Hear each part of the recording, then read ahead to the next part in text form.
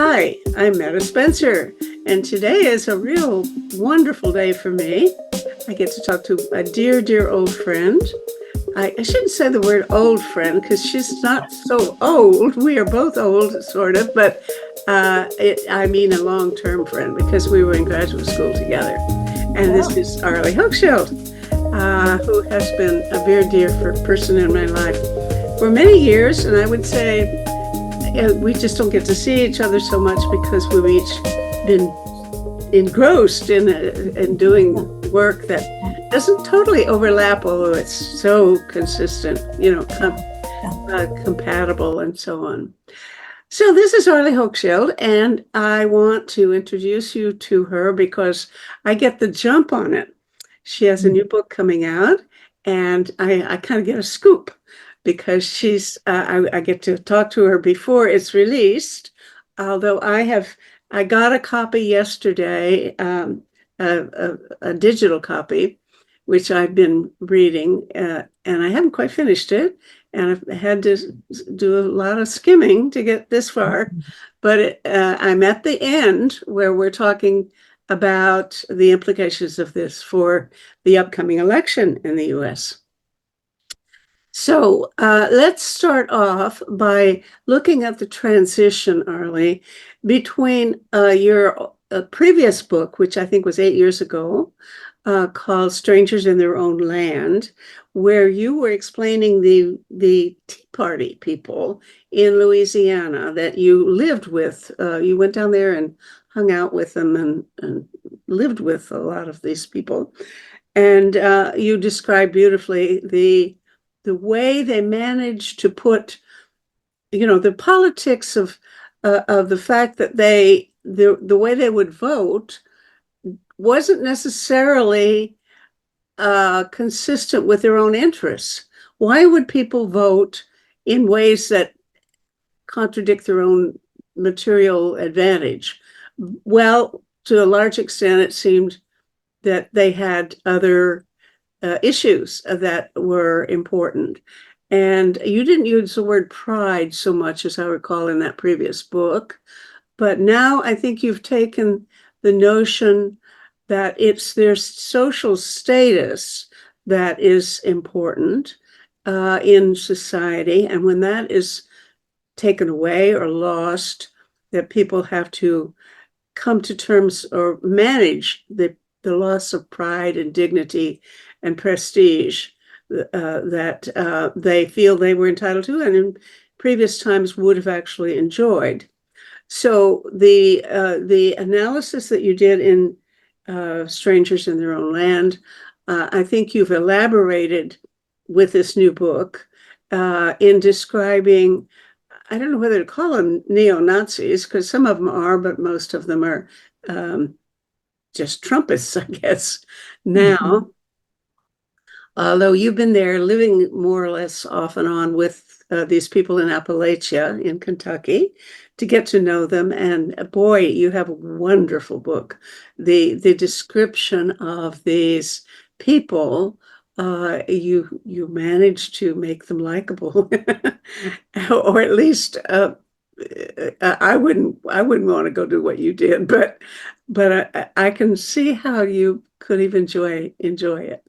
Anyway, so tell me how your vision of, or your analysis of right-wingism in America has been altered or expanded since the previous book.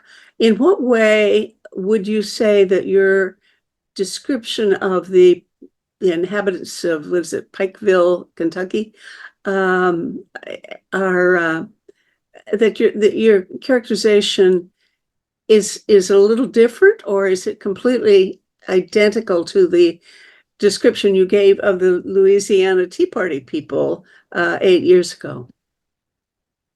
Great. Well, it's wonderful to be with you, Metta. And we are on parallel paths here, trying to make this a better world. And in these last two books, to that purpose, I've tried to understand what is it that's driving what seems like a Thermidorian reaction against much of the 60s and 70s, the work on the environment, work for rights for minorities, women, better health, trying to lift the poor. Many of these progressive goals have suddenly become threatening to a sizable group of people in the United States. Today, at least 42%, by my calculation. So what's different between strangers in their own land and stolen pride? The difference is it's a new period of time. So the issues that are front and central have shifted and become more serious. In strangers, I was worried about the environmental catastrophe and people's adaptation to it, and their search for answers in a devotion to Donald Trump as with regard to social issues. Now the issue is democracy. Here's a man who promises on day one to get rid of the need for further elections. I mean, he is now. I think we have to take him at his word and look at what's said and laid out in Project 2025. So democracy, new issue, new region. This is the Deep South. It's another heavily once Democratic, now Republican area. If you count all the 13 states of Appalachia, I picked the middle of it. And it's new in its conceptualization. In a way, I'm telling a local story as an exaggerated version of a national story, which I can explain. And I'm telling a local history story as a carrier for a conceptual rethink of politics. So two things: local story tells a national story, and that local story I hope to carry and illustrate the power of looking at emotions, how they become redirected, how they get used by politicians. And so we have to back up and ask why those feelings are what they are. Pride and shame, central, and how they get used. They have been used historically. In the last chapter, you'll have references to pre-Nazi Germany, where again, a very shamed culture got offered a relief from shame and pride. And I think it's a paradigm that's very important. And it's going to, when you and I are long gone, that paradigm's going to continue. So I hope to convey, most importantly, that way of looking. Well, look, I have to admit, looking for trouble and looking for solutions. Yeah, I haven't read the last chapter yet. I'm in a chapter where you're talking about 4 stages of the pitch, I guess, the way Trump makes his transition from being a bad boy to being a hero. That's right. And that, I think, is most interesting. I've always felt, and I think even before you and I started talking about this, which we haven't talked about much, I always thought of the thing about Trump is that he kind of gloats and revels in being rude and violating every norm that you can think of, and he has no shame at all.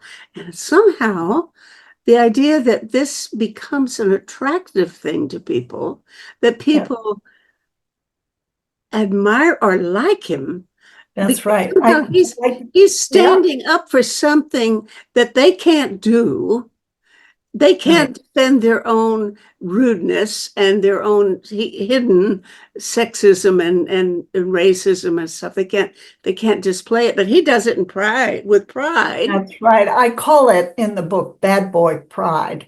There are many different bases of pride, of course. There's bootstrap pride. You work hard and you get to the top. Or survival pride, just the fact that you got through the day, you got through the year. And there's bad boy pride. The badder you are, wow, the better in that culture of pride. But just to back up to who we're talking about, I want to say that Pikeville, Kentucky, is a hub town in Appalachian region, Kentucky 5, a congressional district that is the whitest in the whole country and the second poorest. So that's what we're looking at. And why it used to be 80% in favor of Donald Trump, and they were FDR, New Deal Democrats, but they have most swiftly moved into the Republican side, and high 80% went for Donald Trump in the last two elections. So that's why I'm drawn to that. This is a region where coal jobs are out and opiate crisis has come in. And in 2017, as I was fascinated to see there was a neo-Nazi white nationalist march coming to town. I thought, oh my God, this is a perfect storm. And being the sociologist I am, like Meta, I said, okay, let me interview people. Let me interview the villain, the leader of this march, Matthew Heimbach. Let me interview the city fathers trying to prevent any violence, did a wonderful job.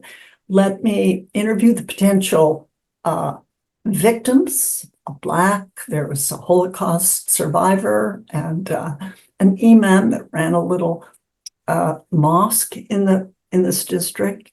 And then let me look at the people in this community, top to bottom, side to side. So not everybody's a MAGA Republican. A lot are Democrats, but a minority there.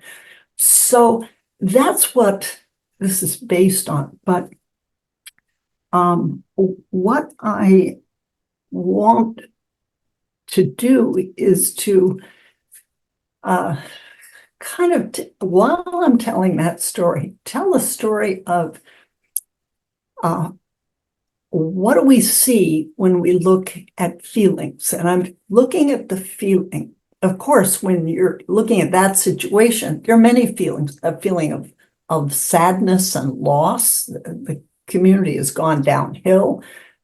There's a feeling of fear. Oh my God, if it's going this far down the hill, it can go further down. And anger, gosh, why isn't anybody helping us? But there's also a feeling in a proud region like that of lost pride and sort of wondering who took my pride away. So what is pride and shame? All of us want to feel proud, and all of us dread feeling shame. This is part of the human condition.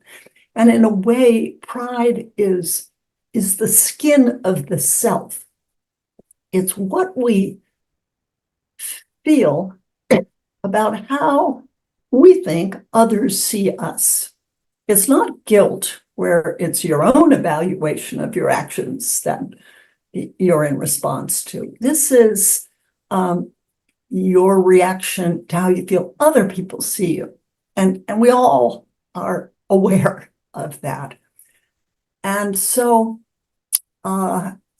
how can that actually be drawn into kind of the underside of politics so powerfully? This book is a story of that, and you spoke of the 4 moments. There is a ritual. I am arguing in this book that Trump is was the shame president, wants to be the shame president again. I think he's a shamed man himself. I don't think he reads. And, had a very harsh father and was sent off to military school. And he really proud people don't behave the way he does. He's okay.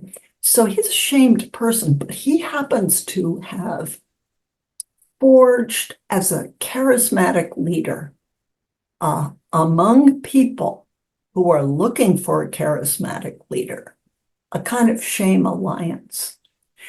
And why are they looking for a charismatic leader? Because they've given up on government as a real source of help for them. Many of them, they doubt it. They've been waiting for help. They feel unhelped. They feel forgotten. And they are in trouble. This, by the way, background again, whites with non-college whites are 42% of the American population. And they've been sinking over the last 3 decades, both absolutely in income and opportunity and in health and in more diseases of despair, suicide, alcoholism. So that's their story. Absolute loss and also relative loss, because if they look at their BA, more educated whites are going up in those last 3 decades, and Blacks, even without BAs, are also going up. So their loss is both absolute and relative.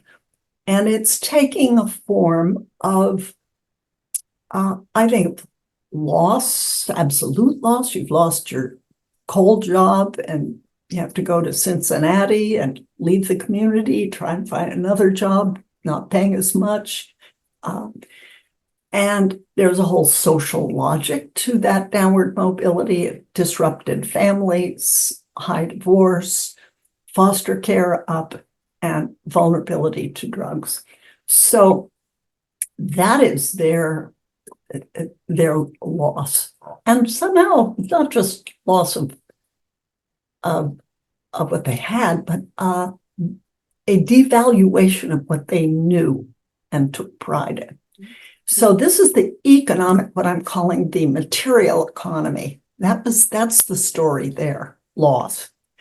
But there's also a pride economy. These are very proud people who've had a rough time for a long time. And they've long been poor.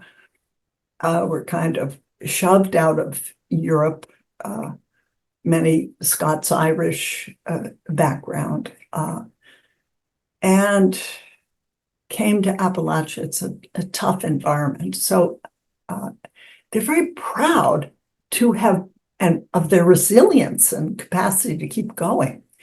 So very proud, but now downwardly mobile. And in the pride economy, the material economy, but the pride economy, they've lost ground. Mm-hmm. And I want to make one more point before we get to how Trump uses this. But I think they're stuck in a pride paradox. And the paradox is this: they're in a rougher economic circumstances, but they're also tougher on each other. That is, they're more, do they hold to an old version of the Protestant ethic? Look, if I succeed, that's my individual success and my individual pride. I've earned it. And if I fail, the mind closes, it automates, it offshores. That's me that failed. I failed. So that's a tougher version, a tougher culture of pride together with worse economic circumstances. And on the other hand, in the blue states where the economy is booming and more opportunities, there are people who have a more modern version of the Protestant ethic. They think, okay, if I succeeded, well, there were advantages I had that helped me, and the company I worked for is more invulnerable to offshoring automation. So, Reeves was behind my back. And if I fail, that's not altogether my fault. Yes, some, but circumstances influence. It's a more circumstantial culture of care. And so you're easier on yourself, but you also have easier circumstances. That's the pride paradox. Connected with that, it makes me wonder, does this partly explain their tolerance for, admiration of, and they don't resent rich people. They don't resent Donald Trump for being a billionaire. They, in fact, maybe they say, well, he deserved it because, if you get rich, it's because you've worked harder, you've somehow deserved it. It's so they don't. Yes, great point. Great point. It must be something about him, not his circumstances, not his class advantage or race or gender or anything. It's he that exactly. But, you would normally think poor people who are feeling oppressed would resent rich people. They don't seem to resent billionaires. But, what they are resenting are elites. You snobby, urban, educated. Why, by the way, did they hang out with you? How could you get on such good terms with people? Because you're just the kind of person they probably resent the most. I know, but let's go, and I'll come to how I do this kind of work. But you were mentioning, how does Trump use shame as a political tool? Why is it important to know why they respond to him? I mean, all liberal left are scratching their head. Oh, these must be crazy people. These must be stupid people. These must be uneducated people. And in this book, I say, no, this could actually happen to a lot of us. But why? I mean, it's so irrational. This guy brought them no good luck in his 4 years at Appalachia. No good luck there. Coal did not come back, though he promised it, and good jobs did not come in to substitute it. Opiate prices did not go away, and his big tax breaks for the rich did not help the second poorest congressional district in the country. So he's not, in fact, helping them. Why, if they're not nuts and they're not stupider than you, why does this happen? And they are not nuts and they are not stupider. But they are victims of the kind of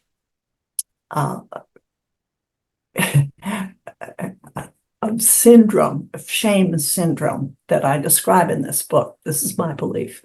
So what are the 1, 2, 3, 4? I think how Trump appeals to people is through an anti-shame ritual. And it's got, as you say, Meta, kind of 4 moments. In moment 1,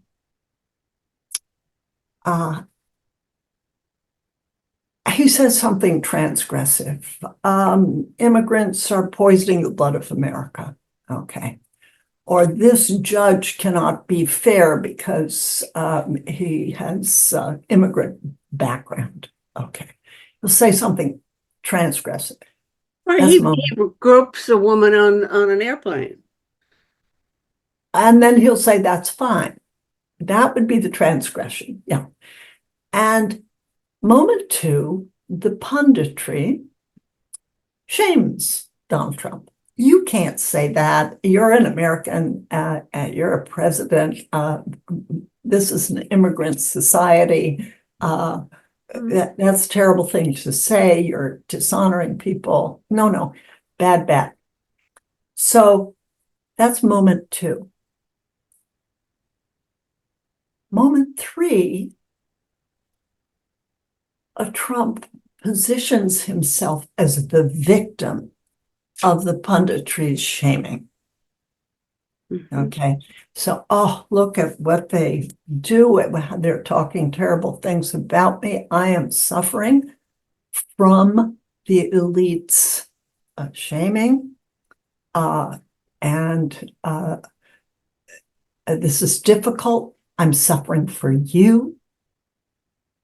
You've been shamed. I've been shamed. We're being shamed together by the people who just said something disapproving of me. So that's moment 3.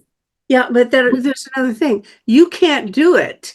I know you can't get away with it, but you see, I can get away with it. I'm big enough and rich enough so that I can say for you what I know you really would say if you felt free to do so, right?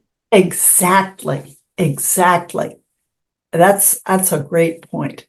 That I'm shamed like you're shamed, but I'm a different kind of shamed person because I'm more powerful. And moment 4 is the big deal. Moment 4 is when he roars against the shamers. He says, you nefarious press, you treasonous officials, you useless bureaucrats, always outward turning, shame to blame. And so that's his big roar back. And they love that. Mm-hmm. There is cathartic. I think when you just look at the rational things, you look at policy, positions, you are missing the main thing, which is the catharsis that people feel at that roar back, precisely for what you're saying, Meta, that he's powerful enough in his self-presentation to get revenge for them as they would like to do. So this is the 1, 2, 3, 4. I think that people on the liberal left are looking at 1 and 2 and stopping the story. Mm-hmm. That's it. But I understand why they would stop, because I go through step 4 and then I think, oh, now what to do about it? And I haven't a clue. Well, then that's the conversation we need to have, because that's what's going on. 1, 2, 3, 4. And the point of the book is there is a 3, there is a 4. And that's the steam. One man I talked to said, oh, Donald Trump, he's like lightning in a jar. Mm-hmm. And I said to him, I want to understand the lightning. I'm here from outer space, Berkeley, California, but I'm really interested in shame and pride and how it works. Will you help me co-think this thing? What is that lightning? And so I presented to this man, this pro-Trump man, look, I think it working with this 1, 2, 3, 4, this shamed population, it's been downwardly mobile. It's 42% that are turning right, and even now hard right. That's who we need to understand and help me understand it. And I said, this 1, 2, 3, 4, do you think he does that? Is that working? He laughed. Oh, yeah, I think so. And then I said, do you actually think Trump pokes the bear? That is, he tries to find something else provocative so as to get 2 going and 3 going and 4 going, and the whole anti-shaming ritual enacted. And he laughed again. Yeah, he pokes the bear. Another man said to me, yes. Oh, that's definitely true. And the left falls for it every time. And the media makes a mint by covering it. That's who you're talking to there. These are two Okay, now, Republicans. these are people who themselves would still go ahead and vote for Trump, right? Even though they understand your analysis, it doesn't it doesn't make them rethink their own. Because they're more frightened and appalled by what the Democrats are doing. Okay. Okay. And they blame the loss of coal on Obama by his bringing in environmental regulations, even though they know that cheaper natural gas is what led to the loss of coal, which has gone in the last 4 decades from being over half of the source of electrical power in America to 16%. But that's not all because of Obama's cleaning up the environment. It's More than that, Arlie, when you talk about, well, how are we going to get out of this problem in general? I mean, we're not talking just about American people who were coal miners. We're talking about the whole world. The right wing is, the same thing is happening in other countries. I don't know whether the logic behind it is exactly the same, but we should look. We should look okay, and we see. should look. Is it always the same? Is it really a sort of a counter revolution, a reaction of rural, old-fashioned values against, and the sense of being disregarded or disrespected for sort of an antiquated lifestyle? If so, there's no solution that comes from just pretending to be nicer to these people. I mean, you do it and you get away with it, but I couldn't fake it, I don't think. Because they're right. I do disrespect them. And I think most of my friends disrespect them. And I can't pretend otherwise. And the worst is we haven't even touched the real challenges that are coming. I mean, the loss of coal can't be reversed because we've got global warming. That's not even in the equation. And we've got, in terms of the sophistication of urban elites and educated people, the resentment of you and me and our friends, that can't be undone, because in fact we're going to be ourselves losing our jobs to AI. And Exactly. there's Yeah. no future in which we can go backward.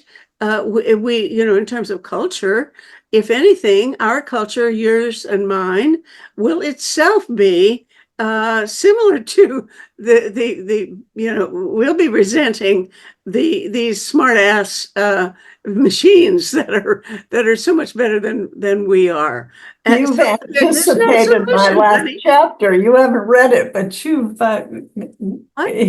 you've just rung one of the bells that I say in the last Oh, wow. chapter. Okay. But the difference is, Meta, I don't disrespect them. I honestly do not. And I have met very many brilliant people who've taught me a lot. And this man I was just talking about, who's voting for Trump, is an anguished, very, certainly very knowledgeable, I wouldn't say reflective, but a guy who's interested in renewable energy. He wants to put solar panels on top of these sawed-off mountains. There's mountaintop removal that engineers have done in order to get to coal without hiring miners. What they do is just use machines to do it. It's devastating to the environment.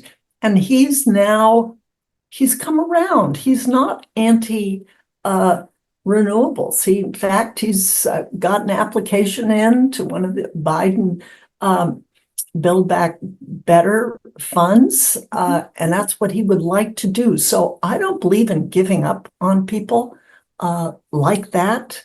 And I think there are an amazing number of conversations we could have. I see a lot of potential common ground. And I do think that within that 42% that have gone from left to right and who are actually the most, to me, the most important sector for us to look at. We need to peel off, 6 or 7% of them in swing states to get the Democrats back in power, and then mend some of the problems of some of the unanswered needs that have led to this movement to the right. I think there's a lot of repairs that we need to do, but I think at the moment it's a crucial group, and I'm not for ignoring them, and I'm not for disrespecting them. Actually, Well, I've okay. learned a lot. I would be, try to be, progressive and thoughtful and kind. I try not to be abusive or snobbish, but I just don't quite see how we can revalue a culture that wants to talk about the right to own shotguns and have separate toilets for boys and girls and nothing in between, and no, guys can't marry guys, and those are the preoccupations. And even if we don't sneer at their backwardness, we don't agree with it, and I don't know how to symbolically elevate their dignity for holding those views. I just think we have to wait until they die out, and we're dying out with them. So I don't know. I don't know of an answer to look. If it were just money, you could say, well, the budget, we can jiggle around the budget and give them more money somehow. But it's not primarily material, insofar as it's a sense of lost prestige. I don't know what you can do about that, really. Well, there's a lot you can do about it, Meta, and I think that part of what we need to think of politics as is doing something about it. If they feel devalued, if they've lost their world, they feel, many of them, that the whole status system, which gave them pride, is kind of melted. And they feel both down and out. And I don't think we can just wait till they die off in a state of down and out. That's not my politics. Well, I don't want it to be I'm interested in them because they are down. That's why I'm there. And I actually, they used to be 80% in the 96 for Bill Clinton. So you wouldn't have called them stupid and backward then, and no need to call them that now. And there are differences, of course, in values, but I think, and I think Waltz and that the dance ahead with Harris and Waltz will be to not go back. We're not going back. You heard that refrain in the Democratic National Convention. We're not going back, but we are, when possible, reaching across. And I think we've got to do the reach across 42% of the American population is a very large minority. Now, it's very large. They got Donald Trump into the White House last time. Now he knows more clearly the damage he would like to do. And he's trying for it again. And if we just say, oh, they're hopeless, no, don't know what I could do, I don't agree with them, I look down on them, I can disguise it, but I look down. I think that's both strategically missing the boat. I think you're giving up on the most kind of important thing we can do. And I think morally too.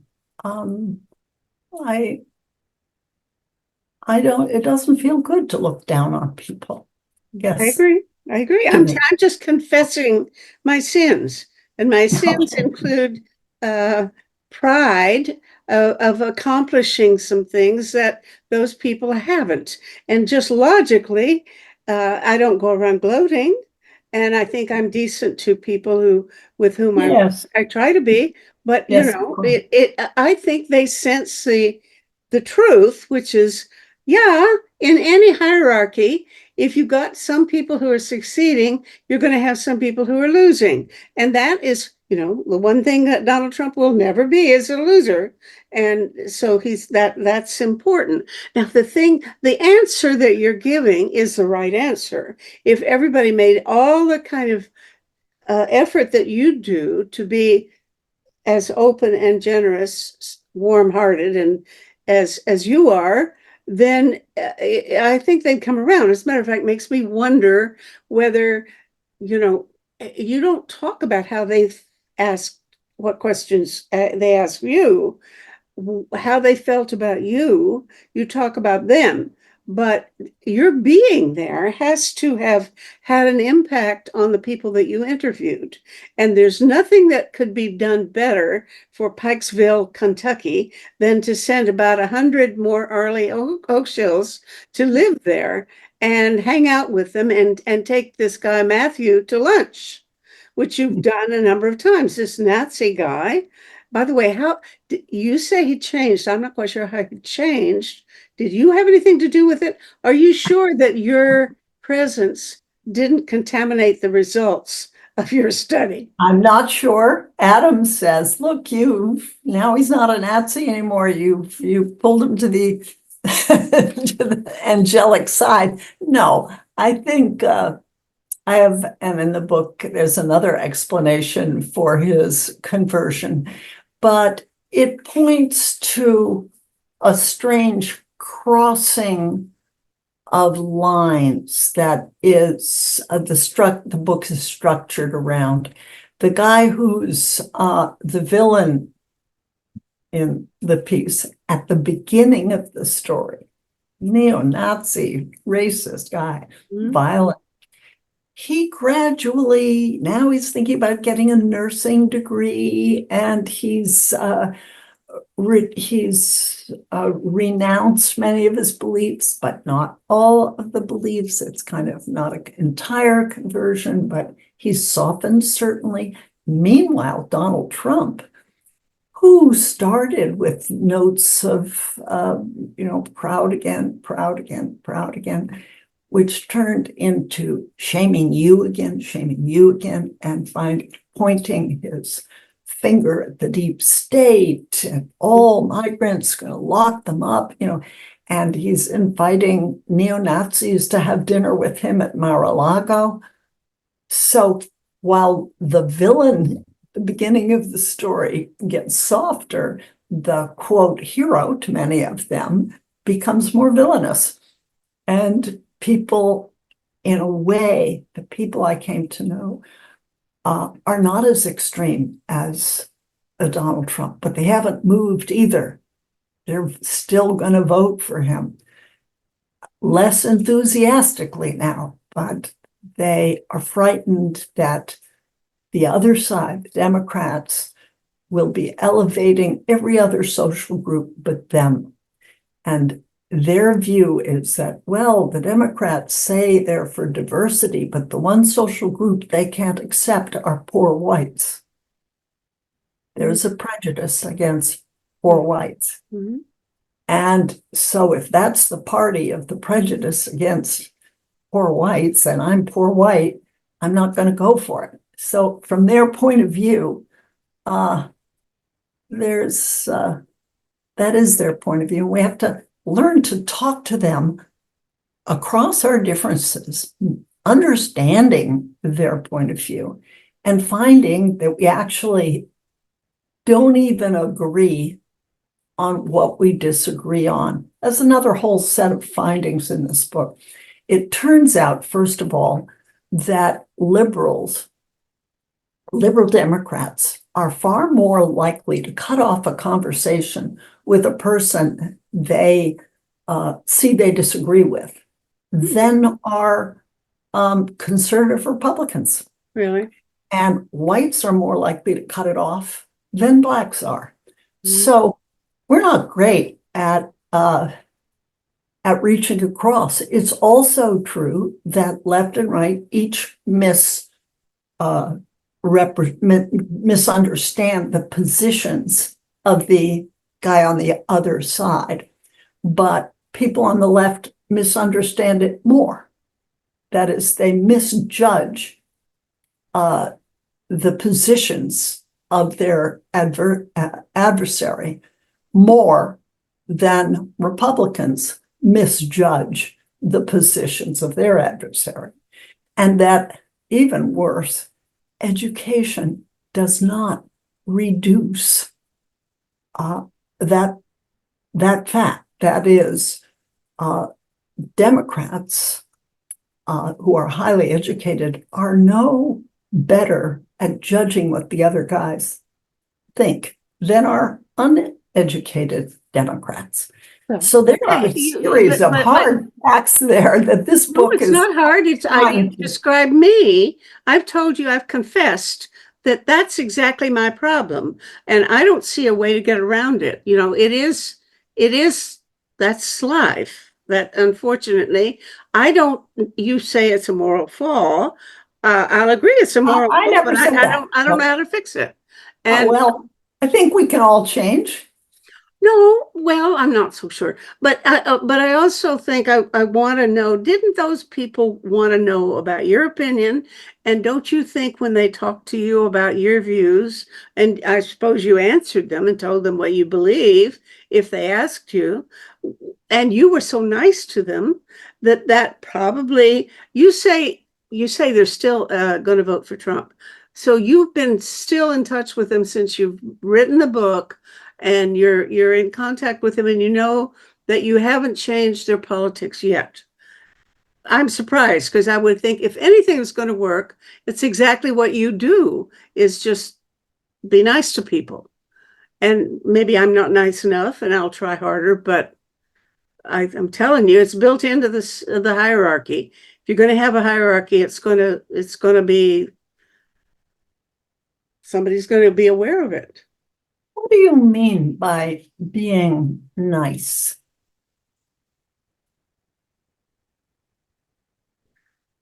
Well, I presume when you invited Matthew, the Nazi, to lunch, well, you probably paid the bill.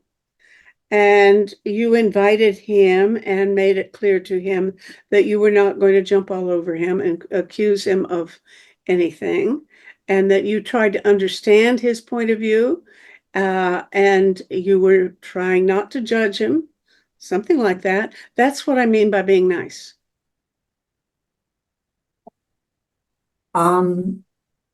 What I mean by being nice is something different. It means, first of all, being honest. I told him I'm writing a book and I want to portray you accurately. And that's what I'm offering you. And I've really got an open ear. In fact, a trained open ear is what I think sociology is. just coming to judgments, and when a conversation is exchanging judgments, I don't think it's being nice, and it's certainly boring. So I'm promising him openness, and that's surprisingly rare, and I think valued when he senses it. He asked me remarkably little about myself. I wasn't Really? holding it in. Yeah, and most of them. The But excitement. don't you think you're a Berkeley, lefty. And don't you think he knew that or assumed that? Yes, of course, all of them. And I tell them, look, you want to know who I am? Google me, get through the consonants and the last name, and there I am. It's all in print. You'll know exactly who I am. I've written 10 books, and you can tell what my perspective is and, my set of meanings. So for me, being nice is opening a door. It is not an expression of decorum and feminine sweetness. It's opening a door. It's a very serious, even diplomatic kind of, and even strategic search for common ground. And arch enemies can get together, but they do it wisely when they really know what the other guy is like and what makes them tick. Nelson Mandela, who is my model, really knew what the Afrikaner mind was. He did his negotiations in Afrikaans. I admire that. That's the kind of being nice I think that I'm for. I think it adds to the world, and just I do too, dear. And I'm just saying, I hope you take it as a compliment that you are much, much better at it than I am. I wish I could be better at it. And in fact, I want to say that I think that what you're doing is the only solution I know of that would actually change public opinion. And that's doing it one by one, somebody going in and hanging out with people and just being nice to them in the sense that you say. I don't see that as an easy platform to win an election. We only have a few days in which to run around taking out people to lunch and trying to be nice in the way that you talk about it. I don't think we can do it. So what else have you got? Well, what I've got is what my granddaughter is doing now. She's just finished her freshman year at Occidental College in Los Angeles. And they have a campaign semester where you actually get credit for going to a swing state, and you can be in whatever party you are, but it has to be a state where you can't be a Democrat and go to a Democrat state where everything's sealed and go around and talk to people. She's gone to Arizona. She's now in Phoenix and spending 9 to 5 days. It's 100 degrees, so she goes out with lots of water. And she's doing it for a labor union that has a list of undecideds, people who were undecided on this. And she's boned up on all of the issues, and Garrigo is a candidate for senator that she's campaigning for. But that's what she's doing, and she's talking to people. And she said she's just learned a ton. And there was one guy who said, I'm not going to vote at all. African-American guy. And so she's going through things. She said, there's actual $300 bonus to new parents, that the Harris Waltz ticket, believes this right, really supports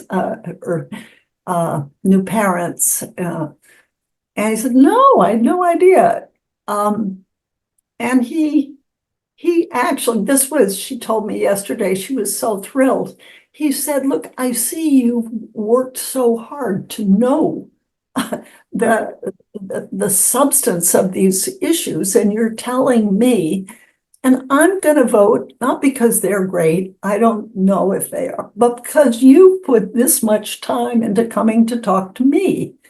Okay, she's, quote, being nice, but she in a very particular, effective way. So I think there are many strategies out there that it's not too late. And as Michelle Obama said, can you do something? And that's what we can do. Okay, well, I absolutely am sure that you're right. And I hope I'm much wronger than I think I am. Well, thank you so much for the opportunity. Oh, look, so tell me the trajectory now. Your book comes out when, and how can people get it, and where will you be speaking? You're probably going to give some talks. Yeah. What's being lined up for you? Okay, the book comes out September 10th. And my itinerary for the book tour is on the website of The New Press, which is my publisher. It's a great publisher. It's a little nonprofit, and I just love them. So The New Press and Stolen Pride has, I'm going to be talking in a bunch of different places about it. It's wonderful to see you again, dear. And just, yes, I'm thrilled that you've done this. It sounds like the one really profound analysis of motivation that everybody in the world should be thinking about. Because I don't think this can be it can't just be an explanation that applies to the current US situation. Globally, there's this trend, and it's something about fear of the future and of the sophistication that's going to be required to be successful and dignified and prominent in society, in that new world. And we're all going to feel it. I think it's not just limited to coal miners. No, exactly. You're spot on. Well, thank you so much, Meta. That's fun. Love you so much. Okay. Yeah. Bye, dear. Okay. Project Save the World produces these forums, and this is episode 627. Watch them or listen to them as audio podcasts on our website, tosavetheworld.ca. People share information there about 6 global issues, and we welcome your comments too.